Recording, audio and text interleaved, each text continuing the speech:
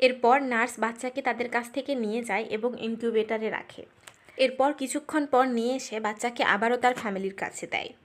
বাচ্চা কান্নাকাটি করছিল দেখে দিব্যার মা তাকে ঘুম থেকে তুলে বাচ্চাকে দুধ খাওয়াতে বলে, কিন্তু এরপর যা হয় সেটা কেউ কল্পনাই করতে পারেনি। দিব্যা বাচ্চাটাকে কোলে নিয়ে কিছুক্ষণ তাকে দেখার পরে বলে, এটা আমার বাচ্চা নয়। আমার বাচ্চা কোথায়?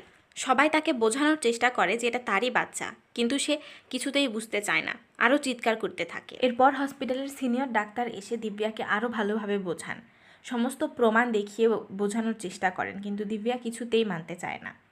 বাধ্য হয়ে তিনি দিব্যার ফ্যামিলিকে নিজের কেবিনে ডেকে পাঠান। সেখানে দিব্যার মা তার রোগের কথা বলেন, কিন্তু আনন্দ বলে যে বিয়ের পরে সে এরকম কিছুই দেখতে পায়নি। ডক্টরের সাথে কথা বলতেই বাইরে চিৎকারের আওয়াজ শুনে আনন্দ দৌড়ে সেদিকে যায়।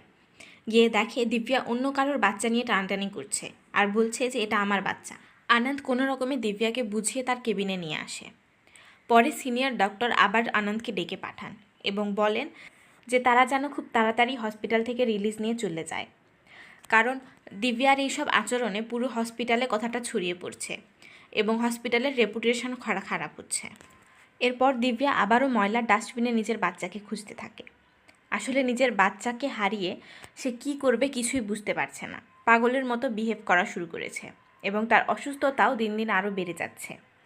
নেক্সট সিনে ডক্টরের কথায় আনন্দ হসপিটালের সমস্ত বিল মিটিয়ে রিলিজ নিতে যায়, কিন্তু তখনও তার মাথায় দিব্যার কথাগুলো ঘুরছিল আর তার মনে হচ্ছিল যে কেউ এমনিই তো এইসব কথা বলবে না, নিশ্চয়ই এর পেছনে কোনো কারণ আছে। তাই বিল পেমেন্ট না করেই সে সোজা পুলিশ স্টেশনে চলে যায় এবং পুলিশ নিয়ে হসপিটালে আসে, কিন্তু তাতেও কোনো লাভ হয় না, কারণ হসপিটালের বিরুদ্ধে কোনো প্রমাণই নেই তাদের কাছে। হসপিটালের সমস্ত রিপোর্ট একদম ঠিক আছে।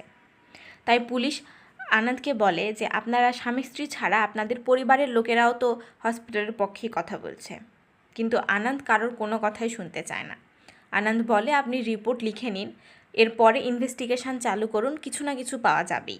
পরের সিনে দিব্যা তো নিজের বাচ্চা না নিয়ে হসপিটাল থেকে যেতেই চায় না, তবে আনন্দ তাকে কোনো রকমে বুঝিয়ে বাড়ি নিয়ে গিয়ে ওই বাচ্চাটাই তার হাতে তুলে দেয় ঠিকই, কিন্তু দিব্যাকে না জানিয়েই ছানবিন শুরু করে দেয়। এরপর আনন্দ পুলিশ অফিসারকে ফোন দিয়ে ডিএনএ টেস্টের কথা বললে তিনি জানান যে সরকারিভাবে ডিএনএ টেস্ট করতে অনেক সময় লাগবে, সে চাইলে প্রাইভেটলি করে নিতে পারে।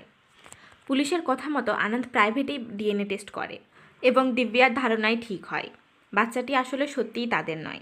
ডিএনএ টেস্টের রিপোর্ট নেগেটিভ আসে। আনন্দ বুঝে যায় তাদের সাথে বিশাল বড় ষড়যন্ত্র চলছে।